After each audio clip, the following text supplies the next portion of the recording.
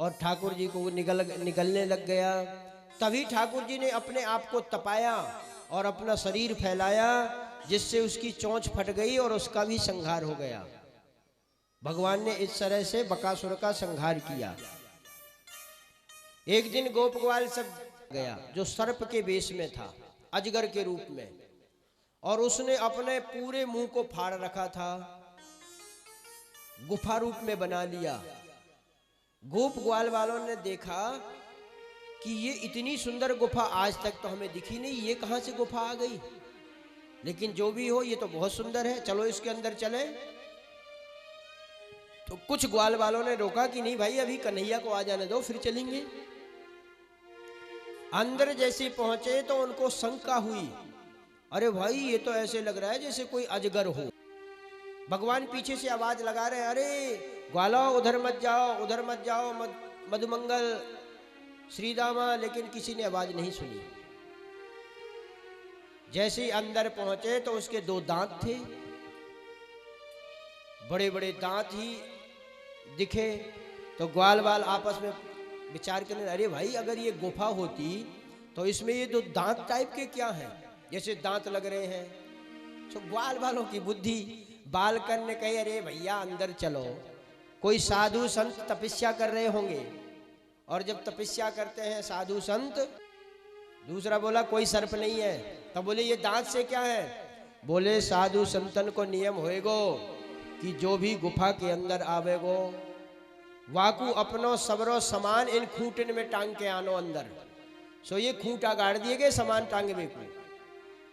फिर आगे बढ़े, बोले भैया या की रास्ता तो बड़ी गुलगुली है।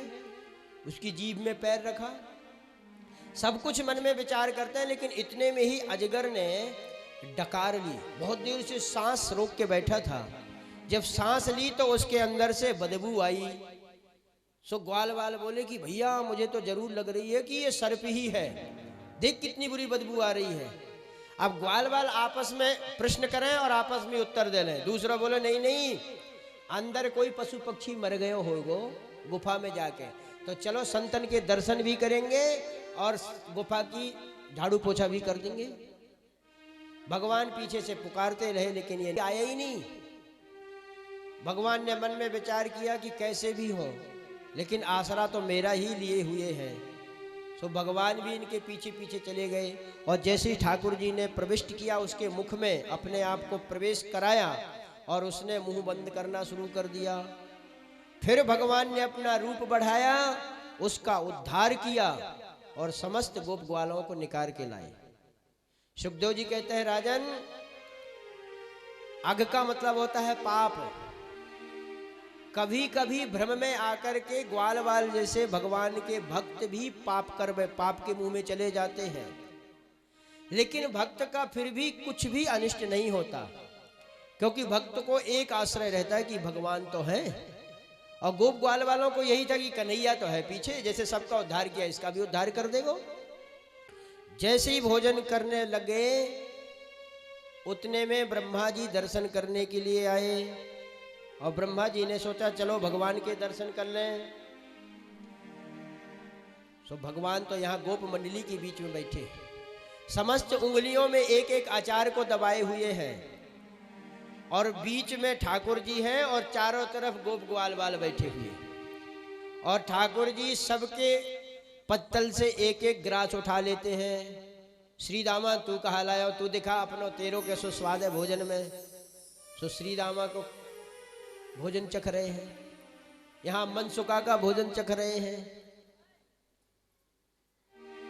एक ग्वाल तो अपने घर से विचार किया कि कन्हैया सबके पत्तल से कुछ ना कुछ खा रहा है, मेरे घर में तो बासी कढ़ी मिली, तो कहीं इसको नुकसान न कर जाए, और इतनी खट्टी कढ़ी कैसे खा पाएगा, हमारी बदनामी भी हो जाएगी। सो उसने जल्दी से क्या किया कि अपनी कढ़ी को पूरा अपने मुंह में डाल लिया, पी गया, कुछ मुंह में बची, मुंह भर गया। ब्रह्मा जी दर्शन करने आए, सो भगवान ने कहा क्यों रे, तूने अपनी कढ़ी सबरी पी ली, हमें नहीं दी। वो बोला अब तो, अब इशारे से किया कि नहीं अब तो गई मेरे मुंह में। सो भगवान ने मुंह में मुंह लगाया, उसके मुंह से आदि मंत्रों के द्वारा यज्ञ भोक्ता जिसको कहते हैं, और फिर भी ये भोगते नहीं है। ये गमार ग्वाल का बेटा ग्वालाओं की झूठी, और वो भी खट्टी कढ़ी को मुंह से पी रहा है। नहीं नहीं, ये ब्रह्म नहीं हो सकता है। भगवान अपने आप को गुप्त रखना चाहते थे, और कई लोग होते हैं जो प्रदर्शित करते हैं। काठिया बाबा वृंदावन की विभूति है, उनके दर्शन करो तो समझो बिहारी जी की कृपा हो गई। जो शिष्य थे, जो शिष्य इनके सेवा में थे, वो कलकत्ता के एक जज थे, और उनको स्वप्न में ऐसा दर्शन हुआ कि तुम वृंदावन में जाओ, काठिया बाबा के यहाँ सेवा कर। और आजकल तो चाहते हैं कि कोई राजा चेला बन जाए तो हमारी ख्याति फैल जाए। तो काठिया बाबा ने क्या किया कि अपना वो जो उत्तरीय वस्त्र था ऊपर ओढ़ने वाला, उसको परिक्रमा में बिछाया रोड में ही आश्रम के आगे, और बोले भैया 1 रुपया दे दे, अरे लाला 10 रुपया दे जा। बस ढोंग करने लग गए। राजा आया, राजा ने देखा, अरे इसको तो बड़ा सिद्ध महात्मा कहते थे, ये तो भिखमंगा है। तो राजा जो भेंट सामग्री लाए थे वो चढ़ाई और चले गए। और जैसे ही राजा गए सो अपना वो उत्तरी फटकारा और डाल के अपने और जाके कुटिया में भजन। तो गरीब दासी उनकी भोजन आदि की सेवा में रहते थे। उन्होंने टाट का पर्दा लगाया, गऊ के गोबर से रसोईया जहाँ बननी थी वहाँ लीपा और रसोई को बनाया। रसोई जब बन गई, अब परिक्रमा में विलंब हो जाता है श्री जी की सेवा करते करते। शाम के दोपहर के 2 बज गए थे। इतने में ही किसी गृहस्थ के बालक ने रसोई में आकर के, महाराज जी आ ही रहे थे भोजन पाने के लिए, प्रसाद पाने, कि किसी बालक ने हाथ से छू लिया उस टाट को। और इन्होंने देखा कि अरे बालक ने छू लिया, तो इन्होंने तो ये तो बिगड़ गए। देखा कि ये सब छू गया तो उसको इतना मारा गरीबदास को कि वो गिर गए बेचारे। और वो जैसे गिर गए, ये जाकर के अपना चद्दर हो गए, बैठ गए भजन में। अब गरीबदास ने वो जितना रसोईया बनाया था सब गौ माता को लगाया, और शाम हो गई पूरी। श्री जी की आरती की, और आरती करके गुरुदेव से कहा, गुरुदेव प्रसाद पा लीजिए। इतनी मार खाई है फिर भी गुरु सेवा में लगे हैं। अब गुरुदेव जी बड़े अक्खड़, जितनी रसोई बनी थी गुरुदेव सब रसोई चट्ट कर गए। गरीबदास को 1 रोटी भी नहीं छोड़ी।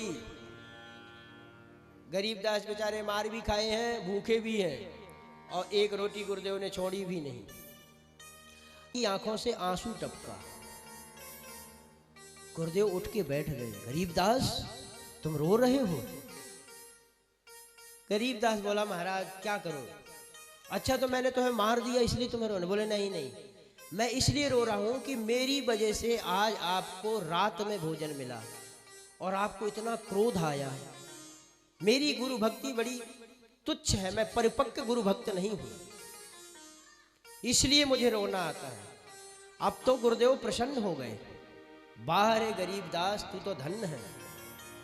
बोले जय आयुष्मान, तुम्हारी आयु उतनी हो और इसी आयु में तुम भगवान के दर्शन कर सको, और हम तुम्हें अपनी सेवा भी देंगे। जो तुमने चाहा वो तुम्हें हम दे देते हैं। तथास्तु कह करके उनके सिर में हाथ फेरा। गुरुदेव कृपा करें तो सब सुलभ है, लेकिन लोभी गुरु लालची चेला होए नरक में ठेलम ठेला। ऐसे गुरु और ऐसे शिष्य नहीं। गुरु की बड़ी भारी महानता होती है। गुरु की कृपा से ही सब संभव है। गुरु की कृपा भयों सब काजू, जन्म हमार सुफल बा आजू। दशरथ जी महाराज मुक्त कंठ गुरु की प्रशंसा करते हैं। और ऐसे गुरु के शिष्य थे, चक्रवर्ती सम्राट होते हुए भी जब कोई परेशानी होती थी तो गुरु गृह गए तुरंत महिपाला। गुरु की शरण में, जो गुरु की शरण में रहेगा उसको कभी कुछ भी नहीं हो सकता, अनिष्ट तो हो ही नहीं सकता। इन्होंने कहा जाओ तुमको हमने दिया। उसी 84 कोस की परिक्रमा में जब परिक्रमा पूर्ण होने जा रही थी, वृंदावन में आए। बोले गुरुदेव इनको बुखार आया। गुरुदेव की रसोई बनाई, भोग लगाया, गुरुदेव जी को भोजन पवाया और बुखार चढ़ाया। बोले गुरुदेव बस लेट गए। गुरुदेव गए, पूछा बेटा क्या हुआ? गुरु के रहते हुए देह त्याग का अवसर भी मिला और श्री जी का दर्शन भी मिला। ये गुरुदेव हैं, ये सिद्ध संत हैं, कभी दिखावा नहीं करते। भगवान भी दिखाना नहीं चाहते। भगवान क्या जानते नहीं कि ब्रह्मा मेरे दर्शन करने आए हैं, इसलिए भगवान ने और लीला की। ब्रह्मा जी को भ्रम हो गया, ये ब्रह्म नहीं हो सकता। ब्रह्मा जी ने मन में विचार किया, जब आया हूं यहां तक तो परीक्षण तो कर लूं। तो इधर सब ग्वाल वाल भोजन कर रहे थे, उधर बछड़े चरते हुए बहुत दूर पहुंच गए। एक ने कही, चौरे सब रोज भोजन कर रहे हैं और कोई ये पता ना है कि बछड़े कहां गए। सो 2-4 लोगों ने कही कि चलो हम देख के आवे। जब तक 2-4 इधर गए, 2-4 उधर गए, 2-4 उधर गए, बचे केवल अकेले कन्हैया। ब्रह्मा जी, मैं देखूं तो सही कहां गए। भगवान ने आवाज लगाई लेकिन कहीं कुछ नहीं मिला। अब भगवान ने देखा कि ओहो, इनकी ब्रह्मा जी की बुद्धि तो सटियाई गई। तो भगवान ने मन में विचार किया कि जो जिस तरह से परीक्षा ले उसको उसी तरह से परीक्षा देनी चाहिए। तो भगवान ने, साल बीत गई, किसी ने कुछ भी नहीं समझा कि आखिर ये लीला चल क्या रही है। लेकिन जो बछड़े बड़े बड़े हो गए थे, जिनको कभी गाय दूध भी नहीं पिलाती थी, आज वो गाय उन बछड़ों को देख करके ज्यादा दूध पिला रही है, क्योंकि वो देख रही है कि इसमें श्री कृष्ण है। मेरे छोटे बच्चों को कम दूध पिलाती है, बड़े बड़े बछड़ों को ज्यादा दूध पिला रहे। गोप ग्वाल कहते हैं, अरे ये गाय भी पागल हो गई क्या, अपने छोटे दूध मुहे बच्चों को दूध नहीं पिला रही है, इन बड़े बड़े बछड़ों को दूध पिला रही है। ब्रह्मा जी ने सोचा कि चलो देखें उधर क्या हाल हो रहा है। जैसे ही नीचे ब्रह्मा जी ने आकर के देखा कि वो उसी तरह के गोप ग्वाल और बछड़े हैं। यहां तक कि अगर किसी का फिंगरप्रिंट लिया जाए तो वो भी उसी तरह निकलेगा, कोई कमी नहीं। और ब्रह्मा जी ने जब ऊपर आए तो उसको अंदर प्रवेश मत करना। और ब्रह्मा जी जैसे अंदर जाने लग गए तो रोक दिया द्वारपालों। ब्रह्मा जी ने कहा, अच्छा भाई अंदर कौन है? बोले हमारे मालिक बैठे हैं ब्रह्मा जी। ब्रह्मा जी ने ध्यान लगा के देखा तो बात सत्य निकली। बोले जाओ तुम अपने मालिक से पूछ के आओ, अगर वो कह दे तो मुझे अंदर आ जाने देना। जब तक वो आए, इधर ब्रह्मा पूछा कि भाई एक कोई बहरूपी आपसे मिलने आना चाहता है, लेकिन महाराज बिल्कुल आपकी तरह लगता है, कोई नहीं कह सकता कि आप में उनमें कोई फर्क है। भगवान ने कहा ठीक है आने दो। और जैसे ही अंदर पहुंचे भगवान वहां से अंतर्ध्यान हो गए। आज 1 साल हो गया। भगवान जैसे ही नीचे आए ब्रह्मा जी भी आ गए। ब्रह्मा जी स्तुति करने लग गए। ब्रह्मा जी ने स्तुति की, लेकिन भगवान ने उनकी स्तुति का कोई उत्तर नहीं दिया। देखिए, भगवान भक्तों से दूर करने वाले से बहुत रुष्ट होते हैं। इंद्र ने भी भगवान का अपराध किया था, लेकिन इंद्र ने इतना अपराध किया कि भगवान विदधन नमस्ते। मैं तो कहता हूं भगवान को केवल नमस्कार करने से ही भगवान प्रसन्न हो जाते हैं। बोले नमस्कार कैसे करना चाहिए? देखिए नमस्कार की विधि है, हृद बाग बपुः, 3 तरह एक करके तीनों को, फिर भगवान को नमस्कार करो। केवल नमस्कार से ही भगवान आपको सब कुछ प्रदान करेंगे और खुद की प्राप्ति करा देंगे, भगवत प्राप्ति हो जाएगी। तो ब्रह्मा जी बताते हैं कि कैसे प्रणाम करें। हम आप जैसे प्रणाम करते हैं, बिहारी जी दर्शन करने गए, चप्पल खोल गए बाहर, लेकिन मन रखा है चप्पल में, और स्तुति करें बिहारी जी की, तुम्हें माता च पिता तुम्हें हो, तो जिसकी स्तुति कर रहे उसी का ध्यान होना चाहिए, लेकिन ध्यान है चप्पलों का। तो क्या चप्पल माता पिता पिता सब कुछ है, बंधु सखा? ऐसा नहीं। हृदय मतलब हृदय से, बाक मतलब वाणी से, बपु मतलब शरीर से। हृदय बाग बपुश्चा विदधन नमस्ते। हे प्रभु, जो आप हृदय, वाणी और शरीर से तीनों से मिलकर के नमस्कार करते हैं, वो आपको तुरंत प्राप्त कर लेते हैं। इस तरह से ब्रह्मा जी ने भगवान की खूब स्तुति की, लेकिन भगवान उनसे बोले भी नहीं। ब्रह्मा जी ने सोचा कि भगवान बहुत गुस्सा में हैं, इसलिए ब्रह्मा जी ने परिक्रमा लगाई, प्रणाम किया और सीधे चले गए। इधर 1 साल बाद ग्वाल वालों ने जाकर के बताया, मैया आज तो कन्हैया ने अघासुर का वध कर दिया। इस तरह से भगवान ने अघासुर का वध किया। एक दिन धेनुकासुर के नाम में एक दैत्य आया जिसका दाऊ दादा ने संहार कर दिया। और सबने कहा अरे दाऊ दादा ने तो गधा मार दिया, गधा मार दिया। भगवान सोचते हैं कि दाऊ दादा को किसी दिन घर में छोड़ा जाए और फिर, क्योंकि समस्त संपूर्ण सृष्टि के जितनी सर्प की योनियां हैं सबके मालिक तो शेषनाग ही हैं। यदि दाऊ दादा हमारे साथ में रहेंगे तो हम जमुना जी का प्रदूषण नहीं हटा पाएंगे। वहां कालिया नाग राजा है और कभी भी जाति का कहीं क्रोध आ जाए दाऊ दादा को तो कालिया नाग से पहले दादा से हमारी भिड़ंत हो जाएगी। कभी भी जातिवाद उदय हो सकती है। इसलिए भगवान सबसे बड़े नीतिकार हैं। भगवान ने सोचा कि मैं जाऊं और काली नाग का वध करूं, लेकिन उसके लिए दाऊ दादा का वहां, कन्हैया आज से तेरी टोली अलग और हमारी टोली अलग, हम तेरे संग में गैया बछड़ा चरावे नहीं जाएंगे। भगवान तो चाहते थे कि ये घर में रह जाए। मैया बोली दाऊ तू परेशान मत हो, कल तो तेरा जन्मदिन है, सो तुझे तो नहीं जाना है, तू तो यहीं रहेगा। भगवान को मौका मिल गया और भगवान खेलते खेलते पहुंच गए कालीदह में।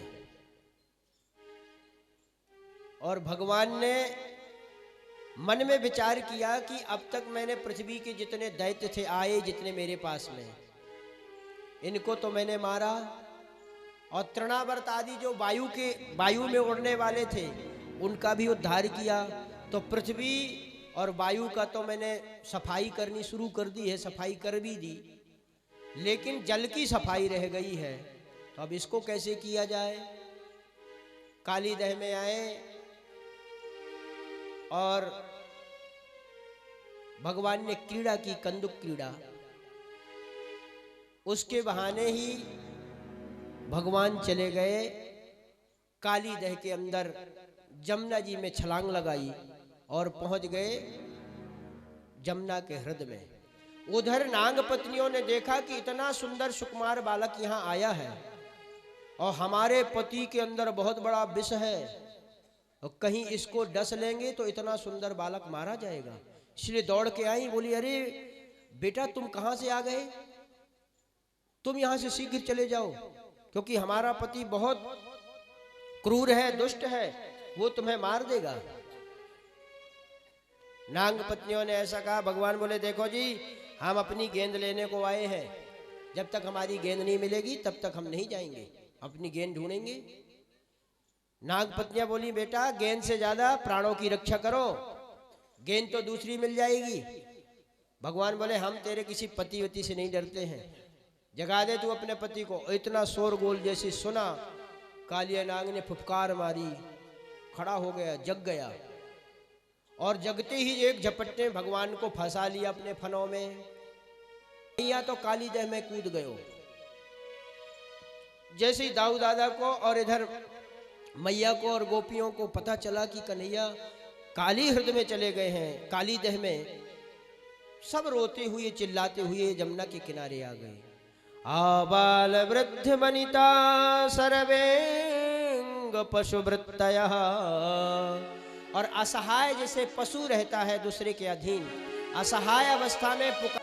नाग का एक नाम है भोगी, और भोगी की पकड़ को कोई जोगी ही छुड़ा सकता है।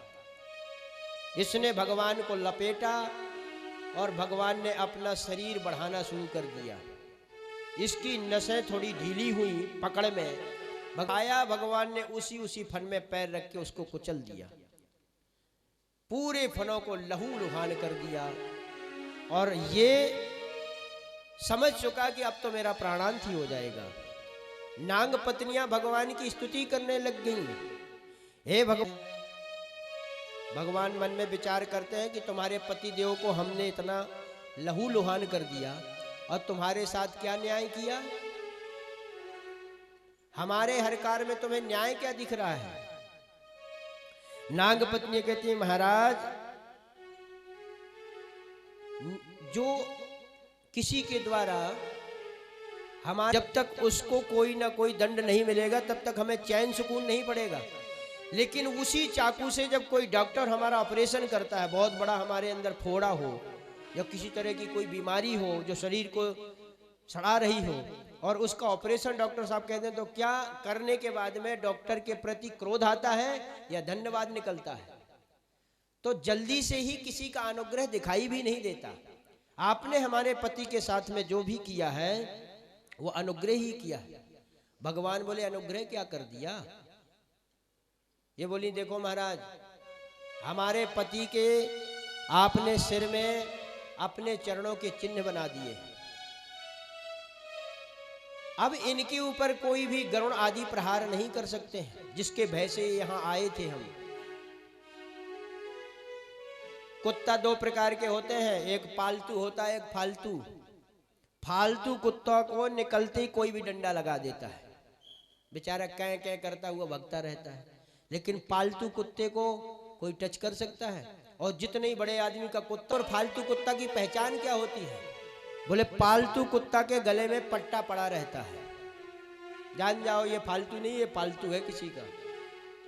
उसी तरह से मन कुत्ता दर दर फिरे, दर दर दुर दुर हो, एक ही दर को होए रहे, तो दूर दूर करे न कोई। ये मन, हमारा मन भी कुत्ता की तरह है। कुत्ता जो फालतू होते हैं वो दर दर जाते हैं, एक दरवाजे में नहीं रहते, उनकी ड्यूटी रहती है, सुबह इस घर में जाएंगे, शाम को इन घरों में जाएंगे। तो इस तरह से मन भी हमारा स्थिर नहीं रहता है, कभी इसकी शरण में कभी उसकी शरण में। और यहाँ तक कि भगवान के पास आकर भी पूर्णतया से शरणागति नहीं प्राप्त कर पाता। जय हनुमान ज्ञान गुण सागर, जय कपीस तिहुँ लोक उजागर, संकट कटै मिटै सब पीरा। करते रहे, 10 दिन में कोई ज्यादा प्रभाव नहीं दिखा तो कोई शंकर जी का उपासक मिल गया। क्या कर रहे हो? अरे यार ऐसी परेशानी थी, किसी ने बताया 11 दिन तक ये करो, काम सफल हो जाएगा। आज 10 दिन हो गए, 1 दिन और बचा, अभी तक तो कुछ हुआ नहीं। अरे भाई काम फिरता है और दर दर दुर दुर होए, लेकिन कैसे कल्याण होगा इसका? बोले एक ही दर को होए रहे, तो दुर दुर करे न कोई। अगर पालतू कुत्ता भगवान का बन जाएगा और गले में भगवान के नाम की गुरु प्रदत्त वह कंठी माला की पट्टा डाल लेगा, तो फिर किसी की औकात नहीं है। क्योंकि संत कहते हैं मदन गोपाल शरण तेरी आयो, यम डर प्यो जब दास कहायो। अब तो मुझसे यमराज भी डर गया है। बोले क्यों? बोले मैं जो तुम्हारा दास बन गया हूं, यमराज की क्या औकात? भगवान के दासों को छू नहीं सकते हैं। और भगवान कहते हैं तुझे ज्यादा है तो ले, तू अब इसके पाप तू ही ढोता रहे। इसलिए भक्तों की शिकायत भी भगवान नहीं सुनते हैं। ठाकुर जी के सामने कोई शिकायत करेगा तो कह देंगे ले तू ले जा इसके पापों को, तूने क्यों मुझसे शिकायत की? भगवान अपने जनों की शिकायत को नहीं मानते हैं, इतने दयालु हैं। तो हम ये कहती हैं नाग पत्नियां कि प्रभु आपके चरणार बिंद जो इनके फणों में छप गए हैं, इसलिए आपने जो भी इनके साथ में किया है ये आपका अनुग्रह ही तो है। ये स्तुतियां कर रही थी। भगवान बोले अच्छा तो तुम्हें क्या चाहिए? बोले न नाक पृष्ठम न जपारमेष्ट्यम, ना हमें धन चाहिए न संपत्ति चाहिए, कुछ भी नहीं चाहिए प्रभु। भगवान बोले जब इतनी बड़ी बड़ी स्तुति कर रही हो तो कुछ ना कुछ तो कारण है। नाग पत्नियों ने सोचा कि अगर भगवान से डायरेक्ट कह दें कि हमारे पति को छोड़ दो तो शायद ये ना माने। तो नाग पत्नियों ने कहा भगवान आपके चरण रज को हम चाहती हैं। और अंत में पति प्राण प्रदीयताम कह ही दिया। देखिए ये कितनी होशियार है। चरण रज कोई पानी में कहे कि आपकी चरण रज मिल जाए तो पानी में कोई चरण रज दे सकता है? क्योंकि जल में तो रज आएगी नहीं चरणों में। इसलिए ये नाग पत्नियां चाहती हैं कि चरण रज मंगाएंगी तो हमारे पति के सिर के ऊपर से उतरेंगे, बाहर जाएंगे और बाहर जाके फिर रज में खड़े होंगे और फिर हम बाहर जाएंगे, तब तो चरण रज मिलेगी। लेकिन इनकी पत्नियों, नाग की पत्नियों ने कहा महाराज हमें तो आप हमारे पति के प्राण दे दीजिए। भगवान नीचे उतर के आए, फिर नाग फुसफारने लग गया। नाग पत्नियों का श्रीमान जी नीचे फन कर लो, नहीं तो अभी तो हमारी प्रार्थना से इन्होंने आपके प्राण दे दिए, और ज्यादा करोगे तो इस बार प्राणांत भी हो जाएगा। नाग ने कहा नहीं नहीं, मेरा कोई दोष नहीं है, जो भी है सब इनका किया धरा है। भगवान बोले क्यों रे मूर्ख, हमने तुझसे कहाँ ऐसा कुछ कह दिया? तेरी वजह से पूरी जमुना में गाय जल नहीं पान कर पाती हैं, अगर पिएंगी तो मर जाएंगी, और तू कहता हमारा किया धरा है। कालिया नाग ने कहा महाराज सही आज्ञा से ब्रह्मा ने सब रचना की। तो बोले जब सृष्टि आपने बनाई, सर्प आपने बनाए, तो सर्पों के अंदर विष किसने डाला? आपने ही डाला। महाराज विष आपने डाला, क्रोध स्वभाव आपने बनाया, तो फिर इसमें क्रोध करूं तो मेरा इसमें क्या दोष है? करने वाले आप हैं और दोषी हमें मानते हैं।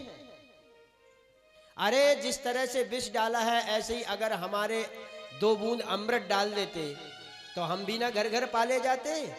आज घर में निकल पड़े तो ले डंडा, पूरा घर दौड़ता है, मारो मारो, कहाँ गया, कहाँ छिप गया। हमारी इतनी दुर्गति कर दी, उसके कारण हम हैं कि आप हैं? आपने ही हमारी दुर्गति की है प्रभु, इसलिए हमारा दोष ना रखें आप। भगवान ने कहा अगर हमने तुम्हें सर्प बनाया तो तुम्हारे रहने के लिए रमण द्वीप दिया है, स्पेशल जगह दी है, तुम यहाँ जमुना जी में क्यों आके रुके हो? कालिया नाग ने कहा महाराज उसका भी कारण आपका ही वाहन गरुण है, क्योंकि गरुण वहां जाता और नित्य प्रति किसी न किसी सर्प को डस लेता। सर्पों ने मीटिंग बिठाई, भैया एक एक सर्प इनके पास जाया करो, तो जिसकी जब ड्यूटी आएगी तब पहुंच जाना। लेकिन हमारी जब ड्यूटी आई, हमको पता था गरुण यहाँ नित्य मछली मारता था। एक दिन सौभरी ऋषि जमुना किनारे बैठ करके संध्या वंदन कर रहे थे, गरुण ने मछली मारी, खाया, सौभरी ऋषि को नहीं देखा गया, और सौभरी ऋषि ने श्राप दे दिया, हे गरुण अगर आज के बाद तो करके यहाँ वास करता हूं। भगवान ने कहा ठीक है भाई, अब तुम चले जाओ, अब तुम्हें गरुण नहीं खाएगा, क्योंकि हमारे चरणों के चिन्ह तुम्हारे सिर में अंकित हैं, इसलिए गरुण तुम्हें नहीं छू सकता है। इस तरह से भगवान ने कालिया नाग का उद्धार किया। इधर सब गोपी ग्वाल चिंतित थे, हाय हाय कर रहे थे, तो दाऊ दादा समझ गए कि कन्हैया की क्या लीला है, इसीलिए मुझे घर में छोड़ा था। और दाऊ दादा ने कहा मैया चिंता मत करो, कन्हैया को कुछ नहीं होगा मेरे रहते हुए, तुम कहो तो मैं जमुना जी में जाऊं और कन्हैया को लेके आऊं। सबने सोचा कि एक लाला गया और दूसरे लाला काय को भेजे। इतने में ही ठाकुर जी निकल पड़े, मैया दौड़ के, अरे लाला दौड़ के आ जा, कालिया नाग आ जाएगो। कन्हैया बोले मैया चिंता मत करे, अब मैंने आपको कंठी माला दे दियो, पक्को चेला बन गयो ये मेरो, अब कुछ भी नहीं बिगाड़ पाएगा मेरा, अभी मैंने इसके कान फूके हैं। मैया के पास में ठाकुर जी आए, इस तरह से हूँ नाय लोकन में हूँ नाय, ये तीनों लोकन में हूँ नाय, ऐसो चटक मटक को ठाकुर तीनों लोकन में हूँ नाय, ऐसो चटक मटक।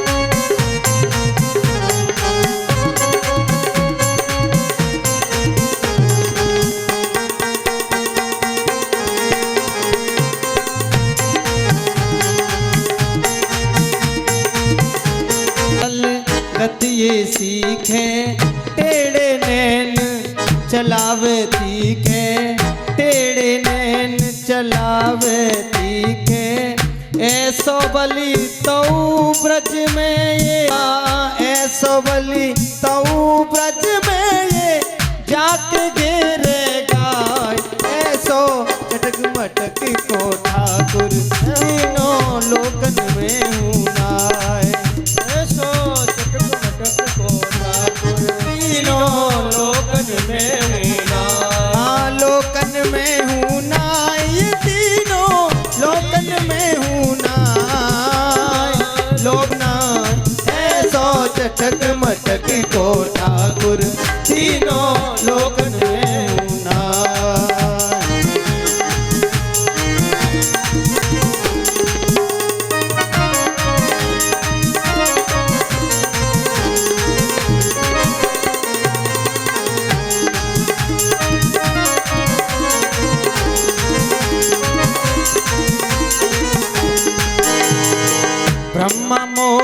जियो पछतायो, दर्शन को शिव ब्रज में आयो, मान इंद्र को दूर भगायो।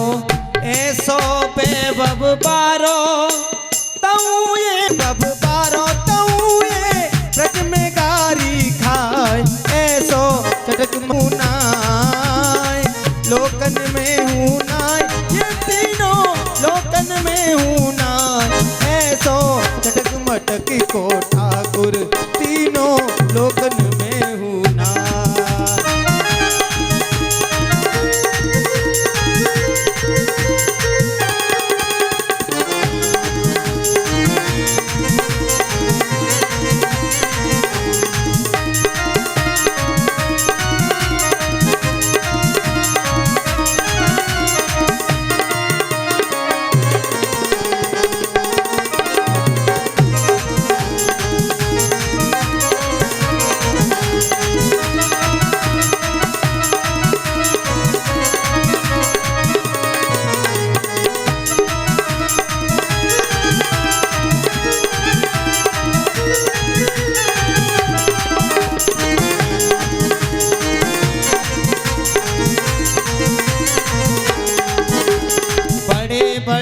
असुरन को मारो, नाग कालिया पटक पछारो।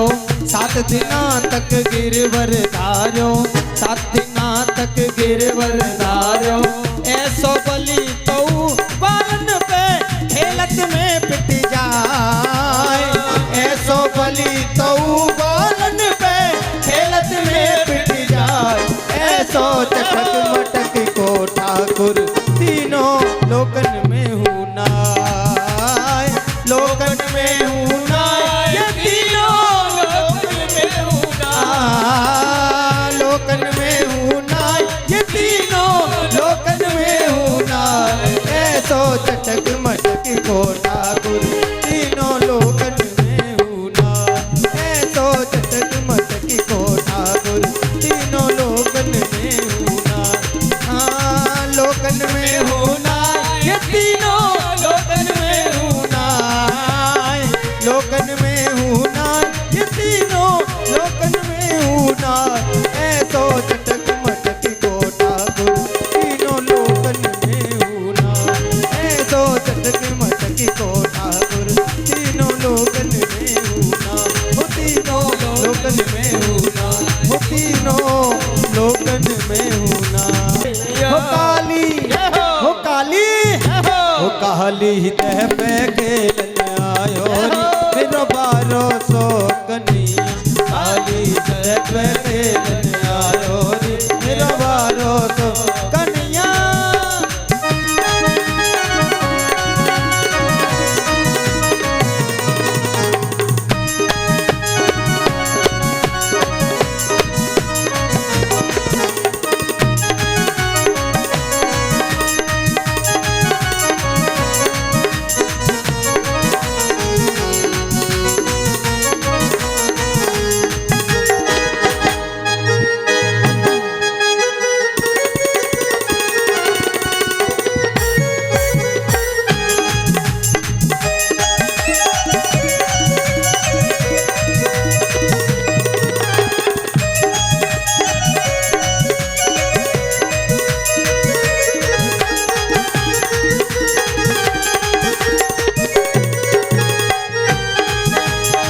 काहे की जन गेंद बनाई, काहे की जन गेंद बनाई। काहे की जन गेंद बनाई, काहे की जन गेंद बनाई। मुझे तो काहे को, मुझे तो काहे को, मुझे तो काहे को बल्ला लायो री मेरो 1200 कन्हैया।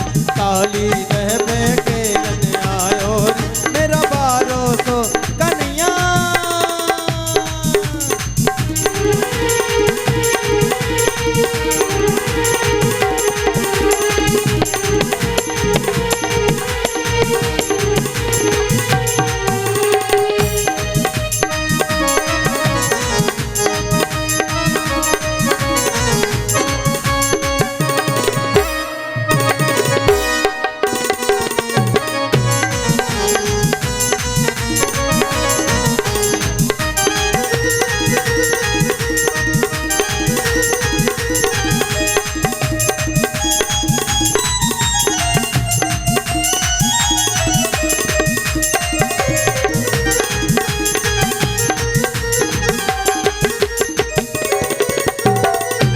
बल्ला लायो री मेरा 1200 कन्हैया काली दह पे खेलने आयो री मेरा 1200 कन्हैया ओ मेरा 1200 कन्हैया ओ मेरा 900 कन्हैया मेरा 1200 कन्हैया मेरा छोटा कन्हैया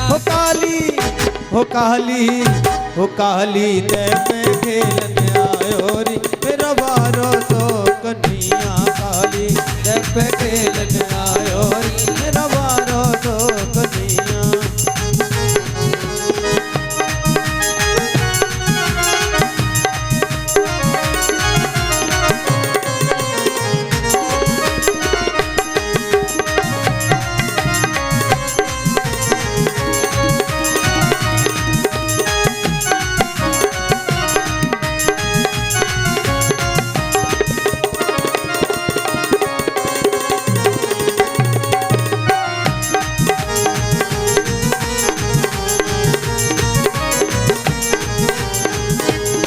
मार टोल गेंद गई दहवे मार टोल गेंद गई दे ओ मारो टोल गेंद गई दहवे मारो टोल गेंद गई दे हो मारो टोल गेंद गई दहवे मारो टोल गेंद गई दे मुझ तो गेंद के संग गई धायोरी मेरा 1200 कन्हैया काली दह पे खेलन आयोरी मेरा 1200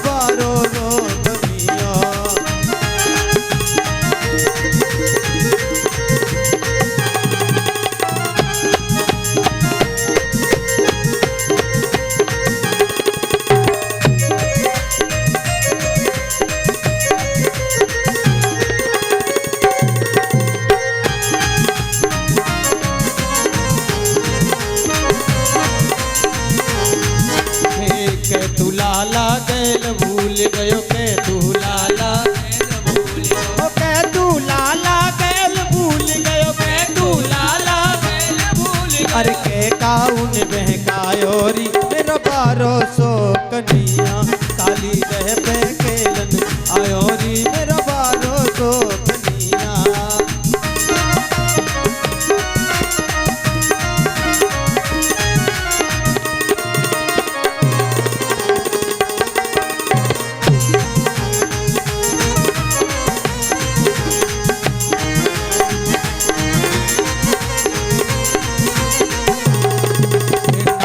नाग जगाए ले जल्दी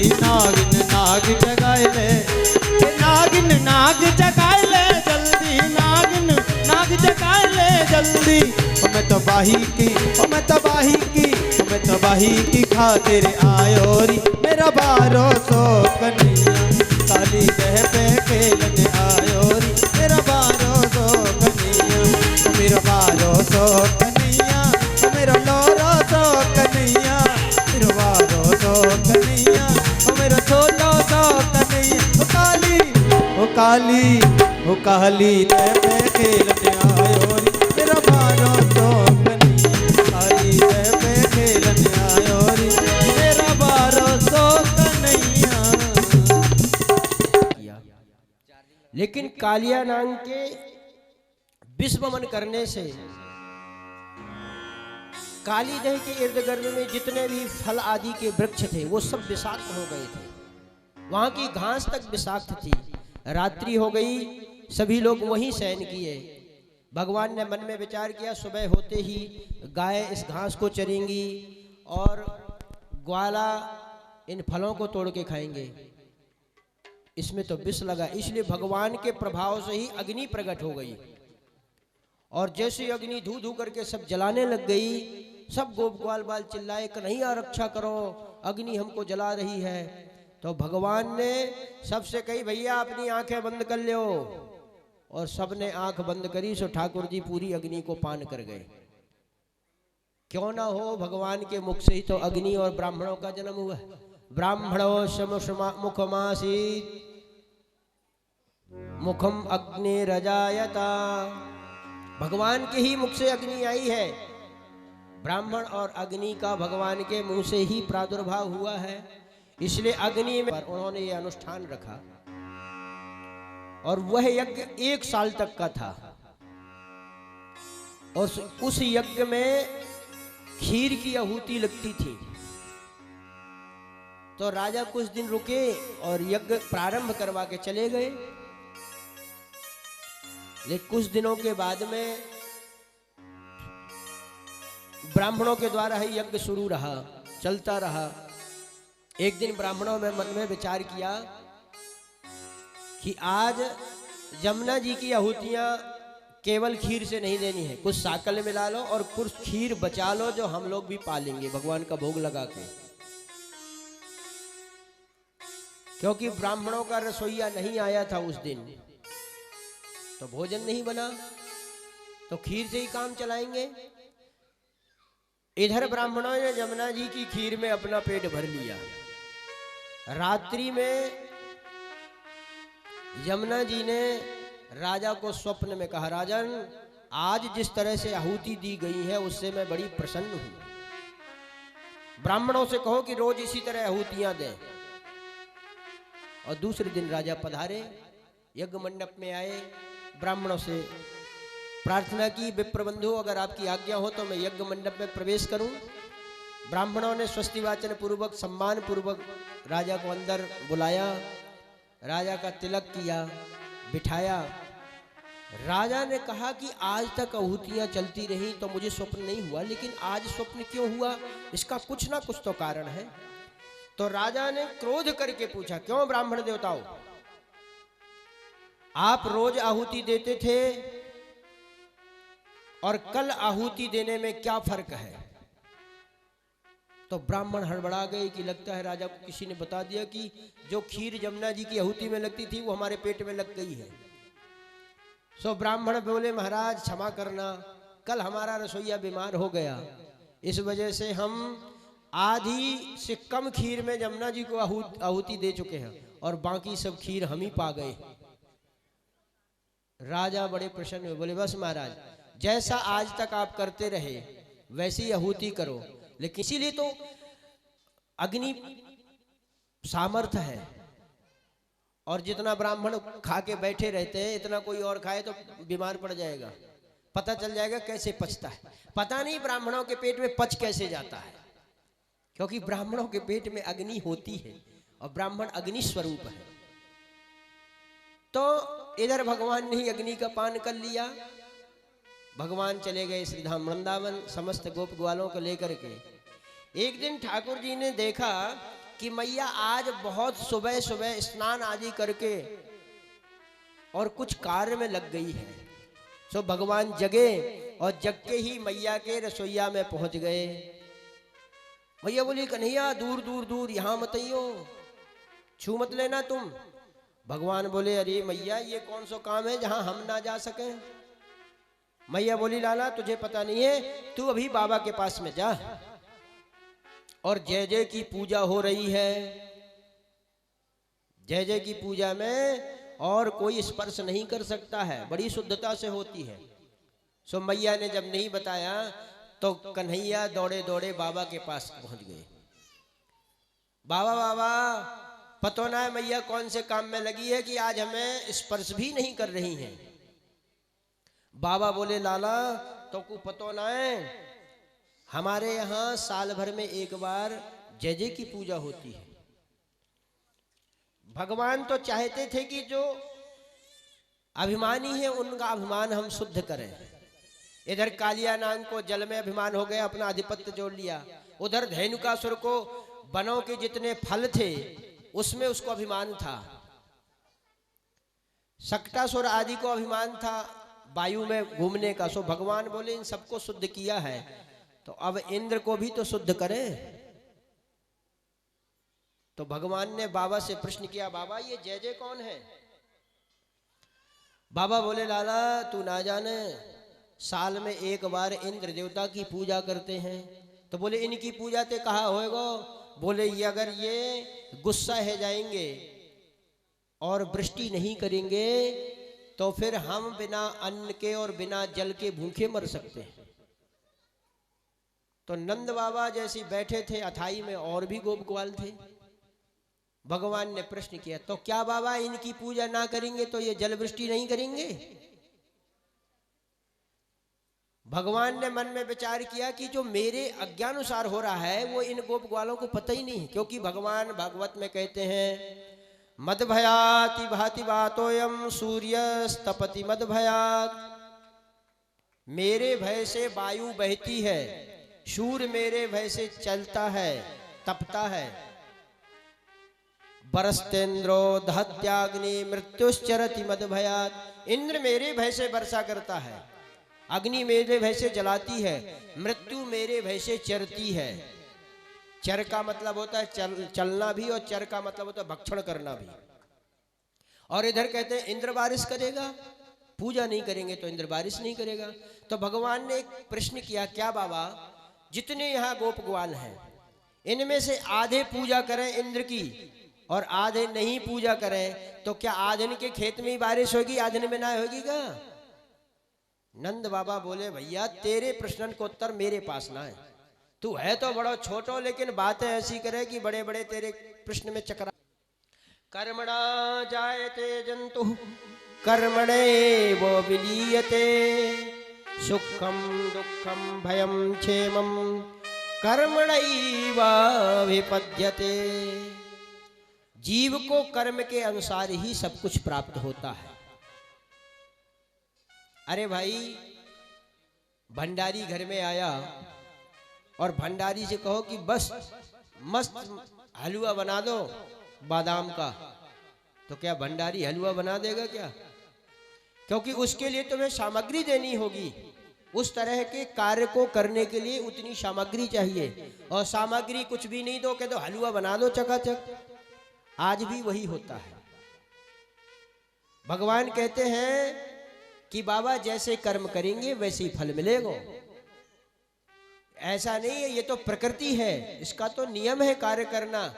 आधे पापी होंगे चाहे पुण्यात्मा होंगे, बारिश होगी तो सबकी खेतों में ही होगी।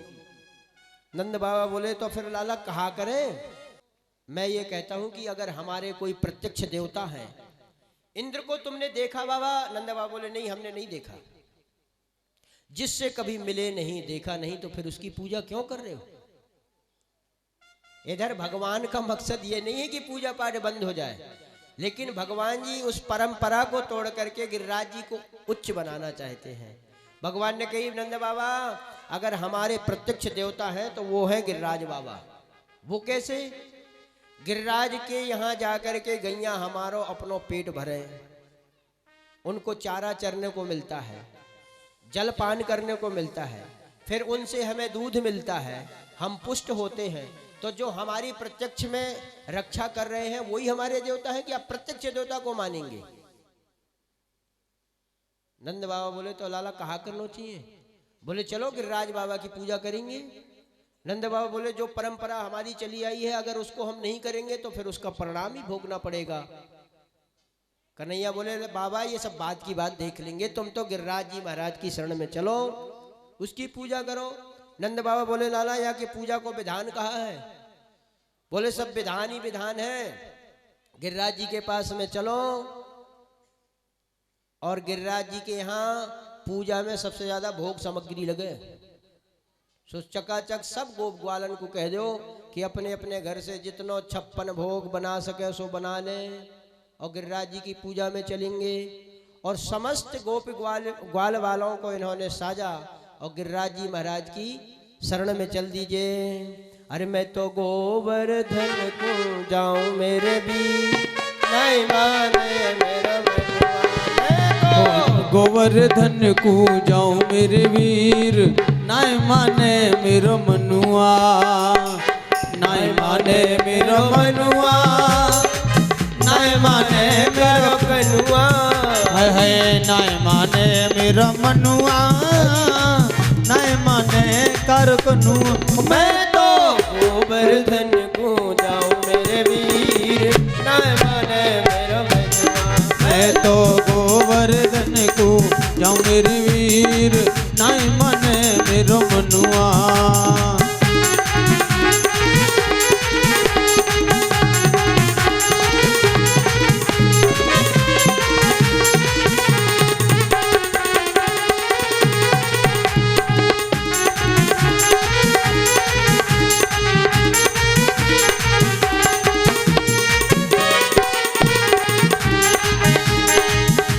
कोस की दऊं परिक्रमा, 7 कोस की दऊं परिक्रमा, 7 कोस की दऊं परिक्रमा, 7 कोस की दऊं परिक्रमा। मैं तो मानसी, मैं तो मानसी, मैं तो मानसी गंगा नहाऊं मेरे वीर, नहीं माने मेरो मनुआ।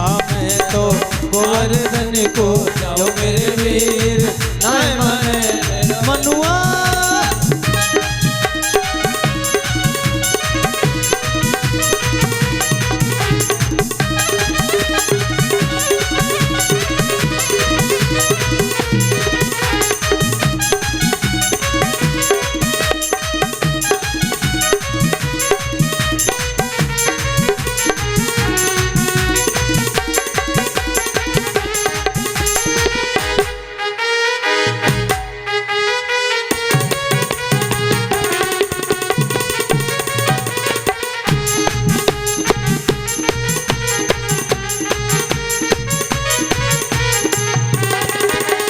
सात शेर की मैं करूं करैया, 7 शेर की मैं करूं मैं करैया, 7 शेर की करूं मैं करैया, 7 शेर की करूं मैं करैया, 7 शेर की करूं मैं करैया, 7 शेर की करूं मैं करैया। तो ब्राह्मण, मैं तो ब्राह्मण, मैं तो ब्राह्मण नौते जमा हो मेरे वीर, नहीं मने मेरो मनुआ।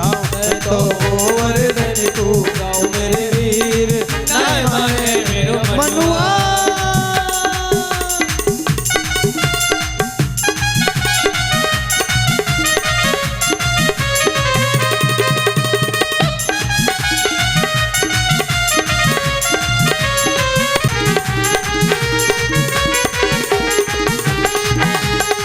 चंपा जाई चमेली जाहे रही, चंपा जाहे रही, चंपा जाए चमेली मेरे वीर, नहीं माने मेरो मनुआ।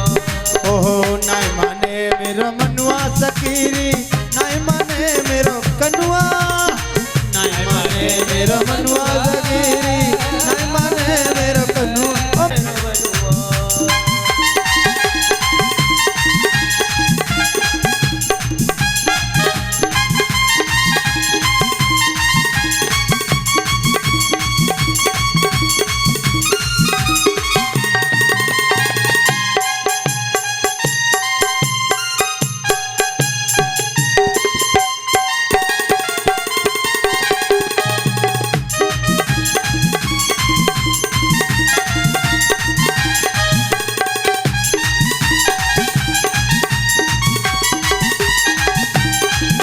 अरे 1 रुपया की पाव जलेबी, 1 रुपया की पाव जलेबी, ओ 1 रुपया की पाव जलेबी, 1 रुपया की पाव जलेबी। मैं खाऊं मेरे वीर, नहीं मने मेरो मनुआ। मैं तो गोवर्धन को जाऊं मेरे वीर, नहीं मने मेरो मनुआ।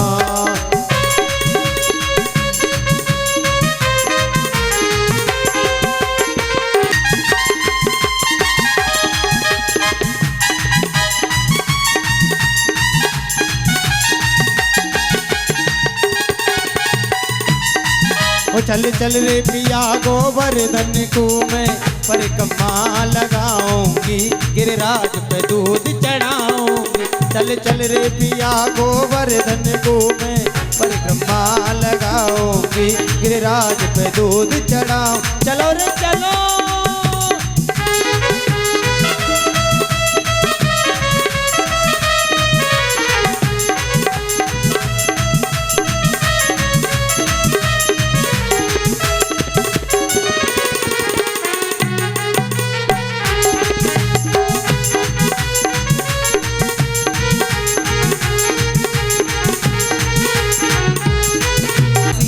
मेरो मन ललचावे है वहाँ में वीजा दर्शन पाऊंगी, गिरिराज पे दूध चढ़ाऊंगी। चल चल रे पिया गोवर्धन को मैं परिक्रमा लगाऊंगी, गिरिराज पे।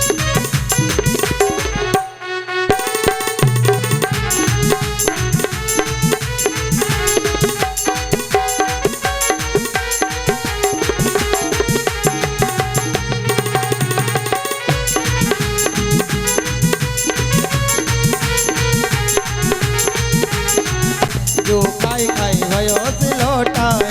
फिर बारो कुमरिए छोट के हम दे परिक्रमा डोले। और चलो रे सब गोवर्धन अर्पण करके तन मन धन। चलो रे सब गोवर्धन अर्पण करके तन मन धन।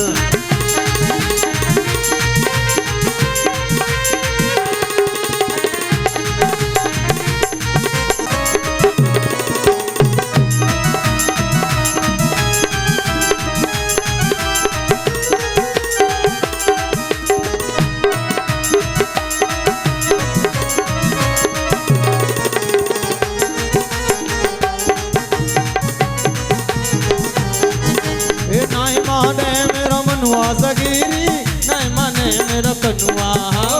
नहीं माने मेरा मनुआ सगीरी नहीं माने मेरा मनुआ। बोलो गिरिराज महाराज की। इस गिरिराज की छवि को मन में, और आप भी सबसे पहले गिरिराज जी का पूजन करेंगे और गोवर्धन की परिक्रमा लगाएंगे। आज भी प्रत्यक्ष देवता हैं गिरिराज महाराज, क्योंकि हमने देखा है बड़े बड़े आसामी जितने सेठ हैं, गुजरात, अहमदाबाद और जामनगर तक के, समुद्र के किनारे के, हर पूर्णमासी को परिक्रमा लगाने आते हैं। जिनको चलना मुश्किल होता है, लेकिन उनके बच्चों सहित हमने उनको दंडवती परिक्रमा लगाते हुए देखा है। और गिरिराज महाराज में अगर किसी को परीक्षा लेनी हो या उनकी शक्ति को एहसास करना हो तो आप जा कर के देखें। जो कामना करोगे वह कामना पूर्ण हो जाएगी, चाहे रोग हो चाहे दुख हो। किसी तरह दैहिक दैविक भौतिक त्रितापों का नाश करने वाले हैं वो गिरिराज महाराज। गिरिराज महाराज में पहुंचे, सब ग्वाल वालों ने की कन्हैया कहा करना चाहिए। बोले कुछ नहीं, पहले गिरिराज महाराज को स्नान करवाओ। अब कहाँ जमुना जी और कहाँ गिरिराज बाबा। ग्वाल वाला जमुना जी से जल लेके आए और एक बार में ही हार गए। कन्हैया हम पे तो नंदन में इतना जल लायो जाएगो। तो कन्हैया ने कही सब लोग गंगा मैया का स्मरण करें, आंख बंद करो, गंगा जी से कहो कि हे गंगा महारानी यहीं प्रकट हो जाओ। तो भगवान ने सबसे जैसे ही ये बात कही सो सबने आंख बंद करी और बोलो गंगा मैया की। मन से गंगा का आवाहन किया सो मानसी गंगा प्रकट हो गई। इस तरह से मानसी गंगा जब आई, सबने गिरिराज महाराज को स्नान कराए। चंदन, अक्षत, धूप, दीप, सुंदर माला पहना करके, और सब ग्वाला बोले कि भैया कन्हैया तू तो कह रहा हो कि तेरो देवता प्रत्यक्ष में भोजन करेगो, अब बता कहाँ तेरो बैठ गए हो। और सब ने भगवान का भोग लगाया। भगवान बोले कि जब तक भोग लग रहा है जब तक चलो चले और परिक्रमा लगा के आए। सो मानसिक परिस्थिति में आप गिरिराज महाराज को केंद्र बिंदु बना करके जरूर परिक्रमा लगाएं। छटा तेरी तीन लोक ते न्यारी है, गोवर्धन महाराज छटा तेरी तीन। गोवर्धन महाराज हमारे प्रभु गोवर्धन महाराज, छटा तेरी तीन लोक ते न्यारी है, गोवर्धन महाराज छटा तेरी तीन लोक ते न्यारी है, गोवर्धन महाराज।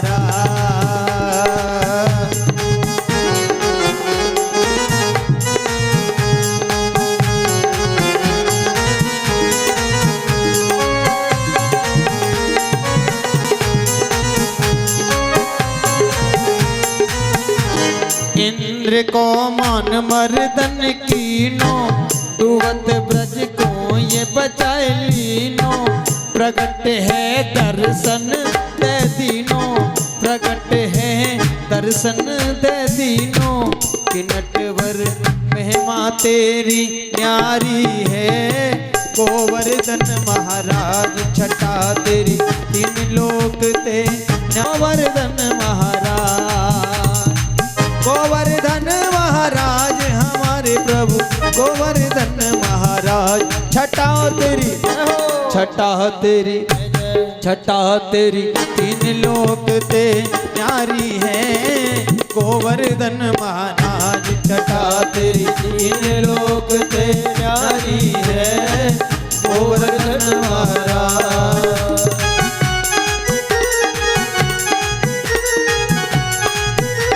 धाम में और उनके धाम में कोई फर्क नहीं होता, यह होती। आपको एक प्रत्यक्ष घटना बताएं, आपने सबने सुना होगा, श्री हनुमान वहाँ छोटे छोटे बालक भगवान के स्वरूप बने हैं, लेकिन वो नृत्य कर रहे हैं, तब तक मैं भजन कर लूंगा कुछ। उस समय वो पर संत की आज्ञा थी तो मैं मानूंगा कि हाँ भगवान होते हैं। लेकिन मन में विचार आया कि शायद स्वामी जी ने इनको सिखाया होगा, ठाकुर जी को, कि पीछे वो पोतदार जी बैठे हैं, उनको माला पहना के आओ। दूसरे दिन ये आगे चल के आ गए और इनको देखा तो बाहर बिठा दिया, ऊपर बिठाया गया स्वामी जी के पास में ही। सम्मान करता हूं कि आज भगवान गुलाबी पोशाक में ही आए।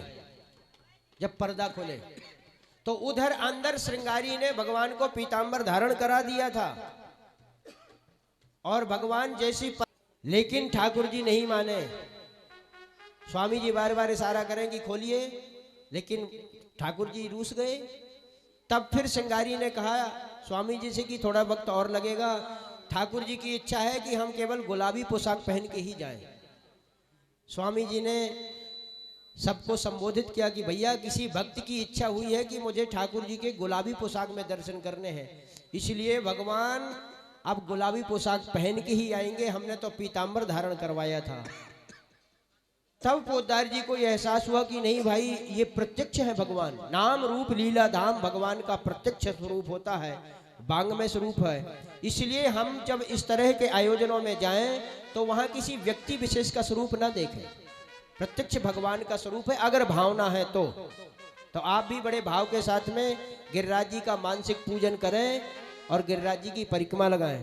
अरे मैं तो गोबर। छटा तेरी, तीन लोक सहनारी है गोवर्धन महाराज।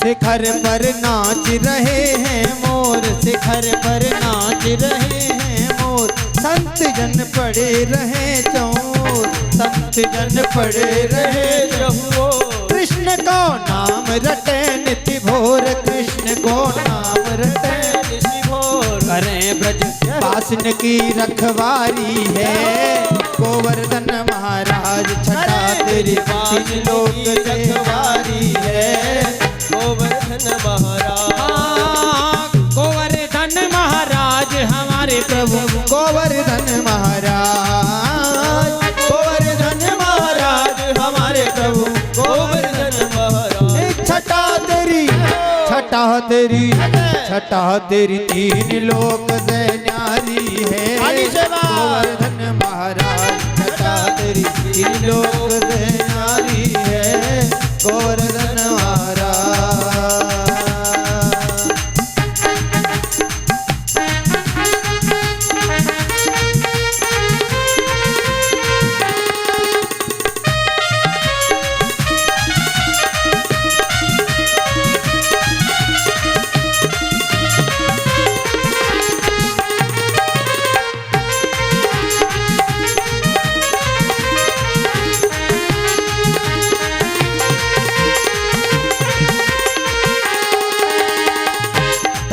जो वास करें गिरिराज, धन्य जो वास करें गिरिराज। सिद्ध हों इनके पूरे काज, सिद्ध हों इनके पूरे काज। लाज भगतन की रखें गिरिराज, लाज भगतन की रखें गिरिराज। शाम तेरे चरणन की बलिहारी है गोवर्धन महाराज। हाँ गोवर्धन महाराज हमारे प्रभु गोवर्धन महाराज। छटा तेरी, छटा तेरी, छटा तेरी। नाचने वाली नाचते रहे। त्रिलोक से न्यारी है गोवर्धन मारा।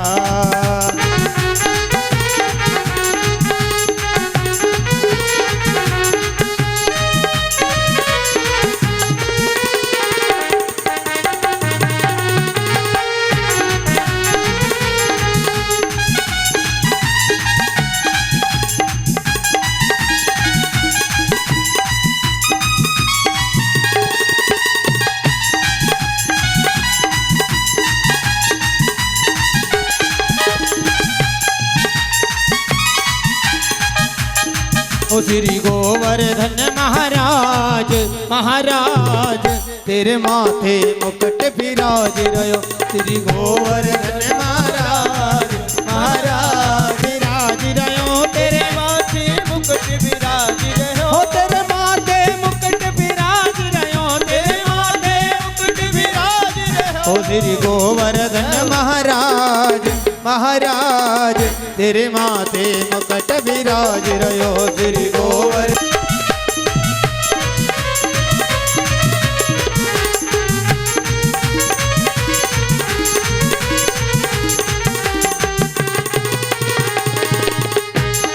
हो तो पे पान चढ़े तो पे फूल चढ़े तो पे पान चढ़े तो पे फूल चढ़े। हो तो पे पान चढ़े तो पे फूल चढ़े तो पे पान चढ़े तो पे फूल चढ़े। हो तो पे पान चढ़े तो पे फूल चढ़े तो पे पान चढ़े तो पे फूल चढ़े। हो तो पे पान चढ़े तो पे फूल चढ़े तो पे पान चढ़े तो पे फूल चढ़े। हो तो पे चढ़े हो तो पे चढ़े हो तो पे चढ़े दूध की धार हो धार तेरे माथे मुकुट विराज रहो। श्री गोवर्धन महाराज महाराज तेरे माथे मुकुट विराज रहो।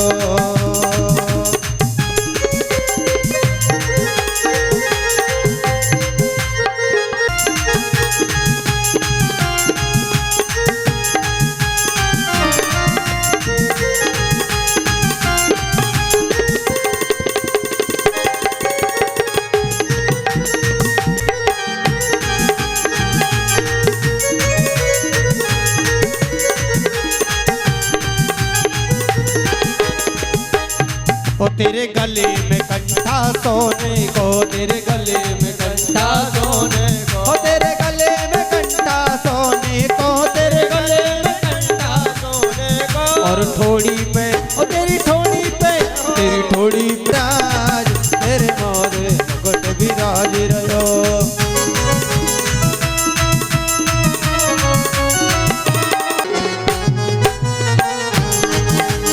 मतलब की इस दुनिया से मुझको तो नफरत है। मतलब की मुझे तेरी जरूरत है। मतलब की इस दुनिया से मुझको तो नफरत है। मतलब की इस दुनिया से मुझको तो नफरत है। ओ सामने मुझे तेरी जरूरत है। ओ सामने मुझे तेरी जरूरत है।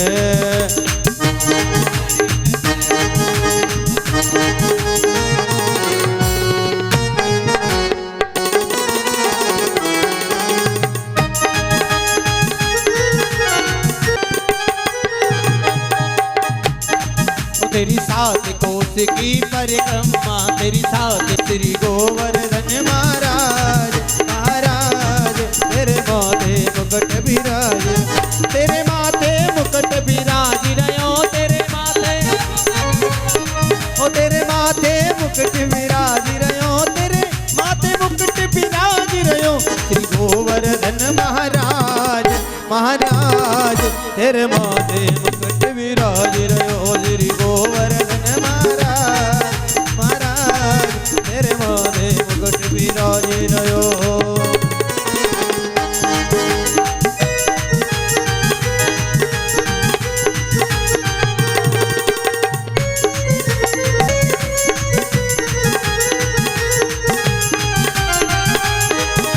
कन्हैया मेरो बारो कन्हैया मेरो बारो कन्हैया मेरो बारो मुझे तो राधा जू को प्यार हो नक पे हो नक पे हो नक गिरवरली नो धारे कन्हैया मेरो भार नक पे गिरवरली नो धारे कन्हैया मेरो भार मुझ तो राधा जू को प्यारो कन्हैया मेरो भारो मुझ तो राधा जू को प्यार हो नक पे गिरवरली नो धारे कन्हैया मेरो भारो नक पे यो कहे यशोदा मैया उनका जोर लगाओ मेरे भैया यो कहे यशोदा मैया उनका जोर लगाओ मेरे भैया हो गिरवर में बोझ अपार कन्हैया मेरो भार उनक पे गिरवरली नो धार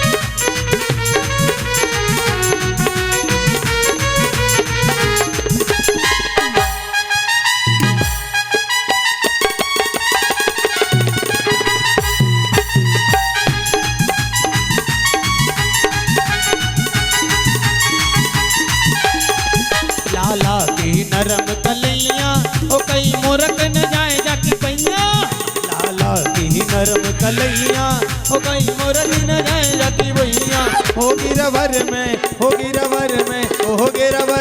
बोझ अपार कन्हैया मेरो भार नक पे गिरवरली नो धारे कन्हैया मेरो भारो कन्हैया हो ब्रज रज में लगाए ले लोट तो हे राधा रानी मिल जाएगी हो ब्रज रज में लगाए ले लोट तो हे राधा रानी मिल जाएगी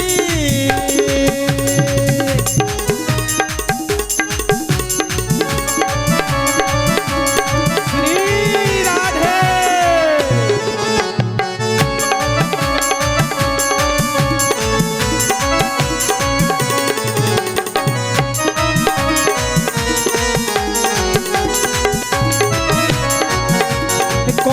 कुंड जल भरे सरोवर पीली पोखर कुसुम सरोवर पीली पोखर कुसुम सरोवर पीली पोखर कुसुम सरोवर हो जहाँ भ्रमर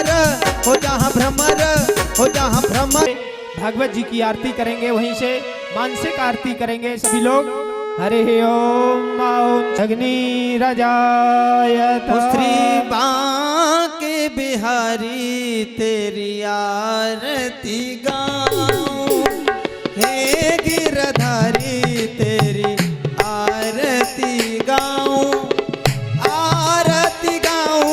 प्यारे आपको मनाऊं आरती गाऊं प्यारे आपको मनाऊं हे गिरधारी तेरी आरती गाऊं हे गिरधारी तेरी आरती गाऊं मोरा मुकुटा तेरे शीस बिराजे मोरा मुकुटा तेरे शीस बिसो है मोरा मुकुटा तेरे शीस बिराजे छवि देखती चलता हूँ लाजे प्यारी छवि तेरी मन में बसाऊं हे गिरधारी तेरी आरती गाऊं चरणों से निकली है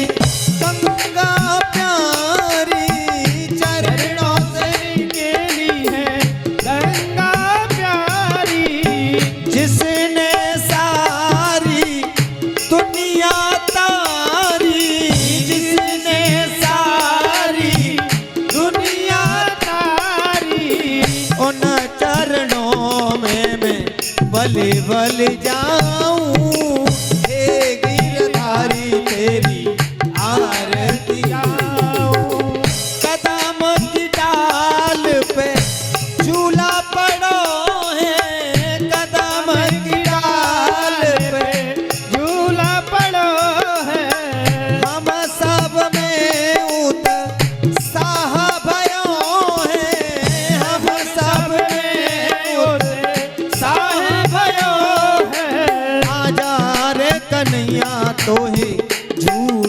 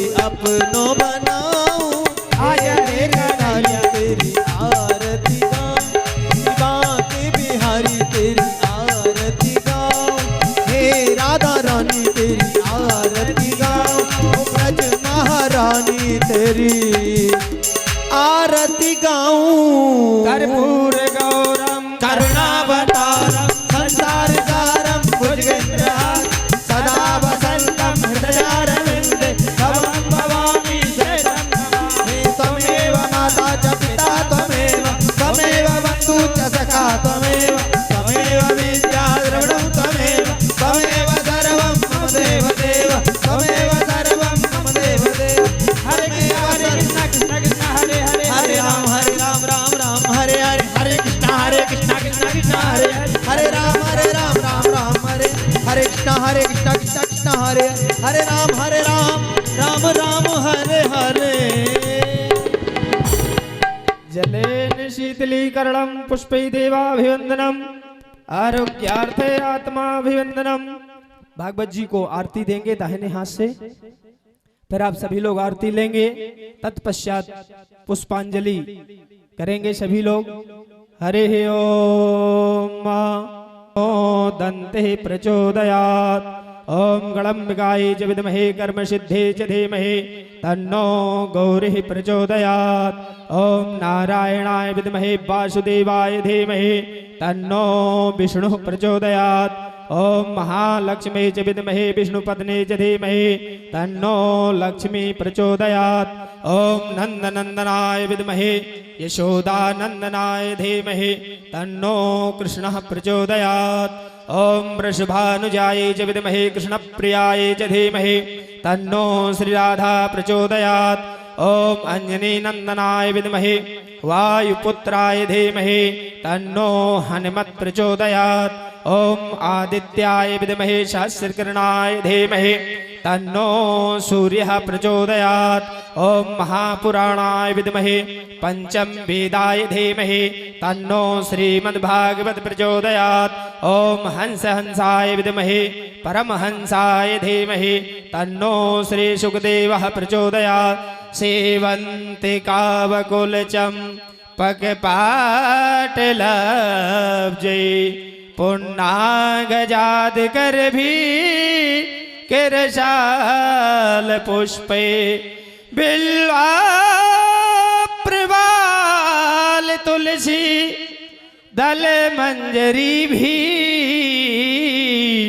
त्वां पूजयामि जगदी स्वर में प्रसीदा नाना सुगंध पुष्पाणि यथा कालोद्भवानि च पुष्पांजलिर्मया